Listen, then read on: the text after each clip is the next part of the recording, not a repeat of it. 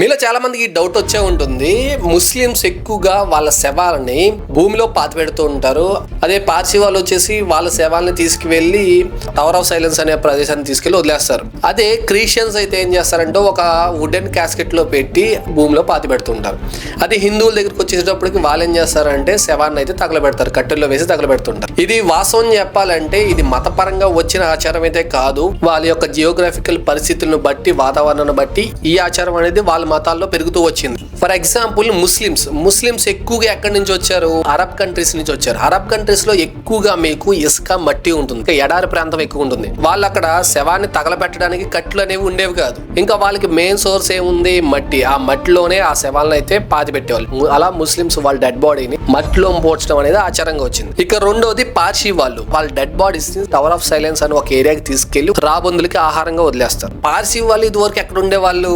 Iran లో ఎక్కువగా ఉండేవాళ్ళు. ఇరాన్ లో పరిస్థితి ఎలా ఉండేదంటే నేల అనేది ఉండేది కాదు.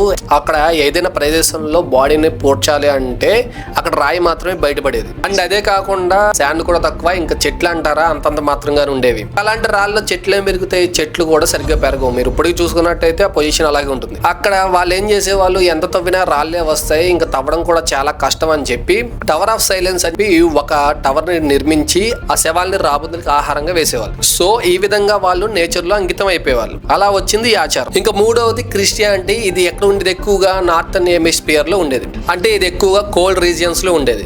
చనిపోయిన శవాన్ని తీసుకెళ్లి మట్టిలో పూడ్చిపెడితే ఏమయ్యేది? ఎన్ని సంవత్సరాలైనా సరే అక్కడ ఉండే చలికి ఆ శవం కుళ్ళిపోయేది కాదు, భూమిలో కలిసేది కాదు. ఎన్ని సంవత్సరాలైనా సరే అలాగే ఉండేది. కొత్త కొత్త శవాలను తీసుకొచ్చి అక్కడ పూడుద్దామన్నా సరే తవ్వే కొలిది పాత శవాలు బయటపడుతూ ఉండేవి. ఈ సమస్యకి పరిష్కారం ఏంట్రా అని చెప్తే ఒక వుడెన్ క్యాస్కెట్ ని తయారు చేసి దాంట్లో శవాన్ని పెట్టేవాళ్ళు. దానివల్ల ఆ శవం ఈజీగా డీకంపోజ్ అయిపోయేది. ఆ విధంగా వచ్చింది ఈ ఆచారం. ఇక ఇండియాలో సంగతి తెలిసిందే. ఎందుకంటే పురాణాల ప్రకారం గానీ ఏదైనా గానీ ఇక్కడ చెక్కలతో మనుషుల్ని తగలబెట్టేవాళ్ళు. మనకి ఎలాగో చెట్లు ఇవన్నీ ఎక్కువ కాబట్టి వీటి వల్ల మనం శవాల్ని కాల్చడం అనేది ఆచారంగా వచ్చింది. బేసికల్ గా చెప్పాలంటే జియోగ్రాఫికల్ బేసిక్ గానే రిలీజియన్ అనేది డెవలప్ అవుతూ వచ్చింది. ఇప్పుడు వెంటనే ఒకళ్ళు కామెంట్ లోకి వచ్చి దీనికి ఏమైనా సోర్స్ ఉందా అని చెప్పి అడుగుతూ ఉంటారు. వాళ్ళు కూడా చెప్తాను, మీరు డైరెక్ట్ గా వెళ్ళి గూగుల్ చేయొచ్చు. గూగుల్లో మీకు దీని గురించి పూర్తి వివరాలన్నీ వస్తాయి.